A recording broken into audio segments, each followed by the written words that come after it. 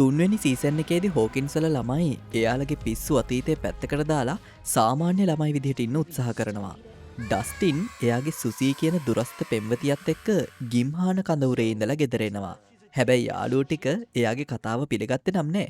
මැක්සුයි ලූකසුයි අතර රණ්ඩු වෙවි යාළු වෙන යාළුකමක් තිබ්බ අතරේ මයික්ගේ 11ගේ යාළුකම ගොඩක් වැඩි වුණා. 11ව ඕනවට වඩා ආරක්ෂා කරන තාත්තා කෙනෙක් වුණු හොප මයික්ට කියනවා 11ව මුණ ගැහෙන්න එපා කියලා. මේක යාළගේ සම්බන්ධයට හොඳටම බලපානවා. අන්තිමට 11 මයික්ගෙන් වෙන් වෙනවා. I dump your ass. අලුතෙන් හදපු ස්ටාකෝට් මෝල් එක ළමයි නිතරම ගැවසෙන තැනක් බවට පත්වෙනවා. අනිත් පැත්තෙන් ස්ටීව්ට එයාගේ ජීවිතේ මොකද්ද කරන්න කියලා ෂුවර් නැති නිසා ස්ටාකෝට් එකේ ස්කූප්ස් හෝයි එකේ අයිස්ක්‍රීම් ජොබ් එකක් කරනවා. එතනදී යාට රොබින් කියලා අලුත් යාළුවෙකුත් මුණ ගැහෙනවා. ජොනතනුයි නැන්සි දෙන්නම හෝකින්ස් පෝස්ට් එකේ ඉන්ටර්න්ස්ලා විදියට වැඩ කරනවා. හොපර් ජොයිස්ට ආලය කරන්න හැදුවත් එයා ඒකට අකමැති වෙනවා. ඩස්ටින් රේඩියෝ එකෙන් එයාගේ යාළුවාට කතා කරන්න හදනකොට එයාට හම්බෙන් අබිරහස් රුසියානු පණිවිඩයක් ඇහෙනවා. එයා ස්ටීව්, රොබින් සහ ලූකස්ගේ නංගි වුණු එරිකා එක්ක එකතු වෙලා මේ රහස් පණිවිඩය විකේතනය කරනවා. Don't you love your country? You can't spell America without Erica. ඒකෙන් තමයි දැනගන්නේ රුසියානුවන් රාත්‍රී කාලෙදී ස්ටාකෝට් මෝල් එකට අමුතු භාණ්ඩ ප්‍රවාහනය කරනවා කියලා.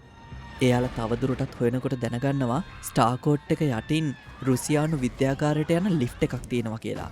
ලැබ් එක ඇතුලේ හිටිය රුසියානු විද්‍යාඥයෝ අප්සයිඩ් ඩවුන් එකට යන දොරටුව ආයෙත් විවෘත කරන්න උත්සාහ කරමින් හිටියා. ස්ටීව්වයි රොබින්වයි රුසියානුවන්ට අහුවෙලා එයාලව ප්‍රශ්න කරත් ඩස්ටිනුයි එරිකයි එයාලව බේර ගන්නවා. ඒ අතරේ ජොයිස්ට එයාගේ නිවසෙයි ඔෆිස් එකේ වටේ තියෙන චුම්බක බලය අඩු වෙලා කියලා දැනගන්න ලැබුණම හොපර්ව එක්කන් ඇවිත් ඒකට හේතුව හොයන්න පටන් ගන්නවා. මුලින් එයාලා හිතුවේ මේකත් විද්‍යාගාරයට සම්බන්ධයි කියලා. හැබැයි පස්සේ ක්ලයින් කියලා හෝකින්ස් වල ඉන්න දූෂිත නායකයෙක්ගෙන් දැනගන්නවා රුසියානුවන් මේ අලුතින් හදපු මෝල් එකත් එක්කම නගරේ පුරාම අතෑරලා දාපු දේපල මිලදී ගන්න හදලා තියෙන්නේ මොකක් හරි නපුරු වැඩකට කියලා. ඊට පස්සේ හොපරුයි ජොයිසුයි ඉංග්‍රීසි කතා කරන්න බැරි කරුණාවන්ත රුසියානු විද්‍යාඥයෙක් වුණු ඇලෙක්සි එක්ක එකතු වෙනවා. එයාලා ඇලෙක්සිව මරේ බෝමන් ළඟට එක්කන් ගිහින් එයාගේ විස්තර පරිවර්තනය කරගන්නවා. ඇලෙක්සි තහවුරු කරනවා රුසියානුවන් ස්ටාකෝට් මෝල් එකට යටින් අප්සයිඩ් ඩවුන් එකට යන දොරටුව ආයෙත් විවෘත කරන්න හදනවා කියලා. ඊට පස්සේ ග්‍රිගෝරි කියන රුසියානු සොල්දාදුවා එයාලට ද්‍රෝහි වුණු ඇලෙක්සිව මරලා දානවා. නැන්සි ජොනතනුයි පොහොර කාපු පිස්සු මීයෝ ගැන කියවන ඩ්‍රිස්කෝල් මහත්මියගේ ගෙදරට ගිහින් විමර්ශනය කරන්න පටන් ගන්නවා. නැන්සි ජොනතනුයි හොයාගන්නවා ඒක තනි සිද්ධියක් නෙවෙයි කියලා. මීයෝ නගරේ පුරාම ඉන්නවා. වැඩි වෙලාවක් යන්න කලින් ඩ්‍රිස්කෝල් මහත්මයාත් පොහොර කනවා. නැන්සි ජොනතුනුයි තේරුම් ගන්නවා මයින්ඩ් ෆ්ලෙයා එයාට ආවේශ වෙලා කියලා. මැක්ස්ගේ අයියා වුණු බිලී තුලටත් මයින්ඩ් ෆ්ලෙයා ආවේශ වුණා. මයින්ඩ් ෆ්ලෙයා බිලීව පාවිච්චි කරන්නේ එයා අල්ලගත්තු ගොදුරු ගොඩක් එකතු කරලා විශාල කාබනික ස්කන්ධයක් හදන්න. ඒ තමයි මයින්ඩ් ෆ්ලෙයාගේ භෞතික ස්වරූපය. 11 එයාගේ බලයන් පාවිච්චි කරලා ආවේශ වෙච්ච බිලිගේ මනසට ගිහින් මයින්ඩ් ෆ්ලෙයා ඉන්න තැන හොයාගන්නවා. දොරටුව වැහුවකට පලිගන්න මයින්ඩ් ෆ්ලෙයාට 11ව මරන්න ඕන කියලා බිලි ඒ වෙලාවෙ හෙළි කරනවා. මයින්ඩ් ෆ්ලෙයා 11 ඇතුළු හැමෝටම එක පාරම පහර දෙනවා.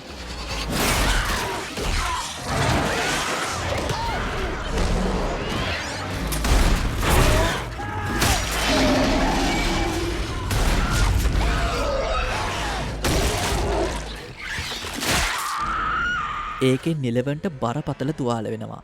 ඊට පස්සේ යාලා නැන්සි ජොනතුනුයි එක්ක එකතු වෙලා ස්ටීව්, රොබින්, ඩස්ටින් සහ එරිකාව බේරගන්න ස්ටාකෝට් එකට යනවා. 11 රුසියානුවන්ව පරාද කරත් මයින්ඩ් ෆ්ලෙයාගේ තුවාල නිසා එයා සිහි නැතිව වැටෙනවා. එයාට තේරෙනවා මයින්ඩ් ෆ්ලෙයාගේ කෑල්ලක් එයාගේ ඇඟ ඇතුලේ තැන්පත් වෙලා කියලා.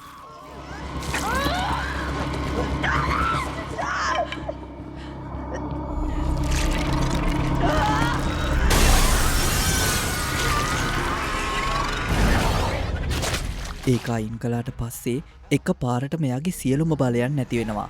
හොපර්, ජොයිස් සහ මරේ එතනට ඇවිත් ළමයිව බේරගෙන අලුත් දොරටුව විවෘත කරන රුසියානු යන්ත්‍රය විනාශ කරන්න උත්සාහ කළා. ළමයි යන්න හදනකොට මයින්ඩ් ෆ්ලෙයා බිලී එක්ක එකතු වෙලා එයාලව ස්ටාකෝට් එක ඇතුලේ කොටු කළා. ඉලවන්ට බිලීගේ මනසට ගිහින් එයාගේ මියගේ අම්ම එක්ක තිබ්බ හොඳම මතකය මතක් කරලා ආවේශ වෙච්ච බිලීට කතා කරන්න පුළුවන් වුණා. ඊට පස්සේ බිලී එයා කරපු භයානක දේවල් තේරුම් අරන් එයාගේ නංගි වුණු මැක්ස්වයි යාළුවෝ ටිකවයි බේරගන්න මයින්ඩ් ෆ්ලෙයාට තමන්ගේ ජීවිතේ කැප කරනවා. ඩස්ටින්ගේ මඟ පෙන්වීමෙන් විද්‍යාගාරය යටින් හොපර්, ජොයි සහ මරේට යන්ත්‍රය ළඟට දුවන්න පුළුවන් වුණා. යන්ත්‍රය වහන්න නම් යතුරු තියෙන සේපුවේ කෝඩ් එක කඩන්න ඕනි.